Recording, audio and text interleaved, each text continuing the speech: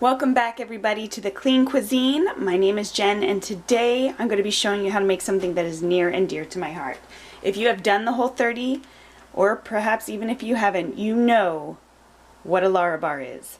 This particular brand was not allowed or compliant on your first Whole30, but as you start to incorporate things back into your diet, that's one particular one that we liked. My favorite after the Whole30, when you start to incorporate things back in, would be the cookie dough. And the three ingredients are cashews, dates, and chocolate chips. Now, because dairy was not something that went over well with my family when we tried to bring that back into our diet, I actually have bought dairy-free chocolate chips. Enjoy Life is one brand that I really like, and I think it tastes super similar to chocolate chips. So that's what I'm going to be using in this particular one. So let's just get to it. I've got a food processor, I've got my three ingredients, and I've got a glass pan that I lined with parchment paper that I'm going to do more of the bars. I have also done the little balls with my cookie, where is it? Here it is here. Using this little contraption, and I just shape them into balls. They're super quick and fun for my kids, especially if I want to throw them in their lunch boxes for school, but for now I think it's a little easier just to pat it down in the pan and then cut it into bars. So simple, easy. I'm going to add about 2 cups of raw cashews to my food processor. I'm going to add about 2/3 or a little bit more than half of date paste. And basically, if you cannot find date paste, you're just going to take the equivalent, I'd say probably about 10 to 12 dates, pitted dates, and you're going to soak them in some hot water until they get soft and are able to puree like that. And then I'm going to puree these together and then go ahead and add in our chocolate chips last, just so they don't get obliterated into nothing. So let's throw our lid on and let's puree.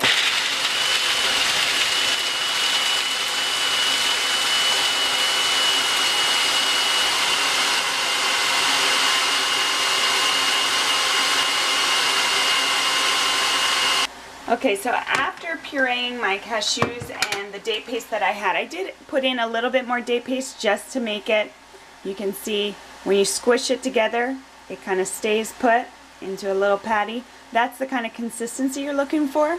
So all in all, I'd say it was about 2 parts cashews to about 1 part date paste and about half parts chocolate chips. I'll put those measurements up there for you guys so you have them. But I'm just learning the measurements as I go here. So now that I've got the chocolate chips in there, I'm just going to pulse it just to incorporate those chocolate chips.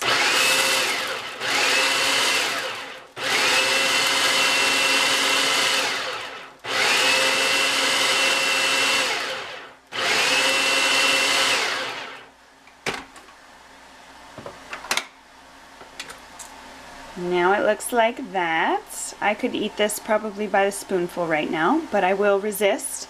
I'm going to go ahead and lay this out in our baking dish and just firmly press it down so we can make our bars. Alright, so I'm just going to take all that good stuff we've got in here, our cashews, our date paste, our chocolate chips, 3 super simple, easy ingredients. Again, if you can't find that date paste, you just use whole dates that have been pitted, soaked in warm water to soften them up. And play with the sweetness, play with the texture. Obviously you want it to be able to stick together when you do press it down. So that's kind of the consistency that you're looking for. And then all I'm going to do, I'll use the back of the spoon here, and I'm just going to firmly press this down, so then when it cools in the refrigerator, all I got to do is turn it upside down, and then I can just cut these bars into the size that I want. And then I've got my on-the-go snacks. And believe me, those Larabars are not cheap. I have seen them upwards of $2.25 a piece. Most stores sell them for around $1.50. That's expensive. I used to buy mine, just a little tip if you're doing the Whole30 and you're looking for a deal, I used to get mine for about $1 a piece on Amazon, and I'd have them delivered once a month in all the flavors that I wanted. So there we go. It's pretty firmly packed down, as you can see. And then I'm just going to go ahead and place this in the refrigerator to really cool down, and then I will cut it into my bars. Okay, so we have let our bars harden in our glass baking sheet, and I just removed it with the wax paper attached. And now I'm just going to cut it into whatever shape you like. And I'm going to do very similar to the Larabar shapes, rectangular bars. This is really easy. There's no baking involved, guys. It's just a matter of processing everything in the food processor and then just letting it kind of chill out for a little bit. And I promise it's going to save you tons of money compared to forking out almost $2 per bar. So there you have it. It's that easy. You've got yourself some delicious Larabars. This is the first flavor that I'm doing, but stay tuned. I'll have a lot of different flavor profiles that we can add to it. Some that are actually Whole30 compliant while you're doing your first Whole30 go round. I think that'll be helpful for some people. But there you are. Make sure to give it a thumbs up if you like. Stay tuned for more clean, simple meals your whole family will love. And be sure to subscribe.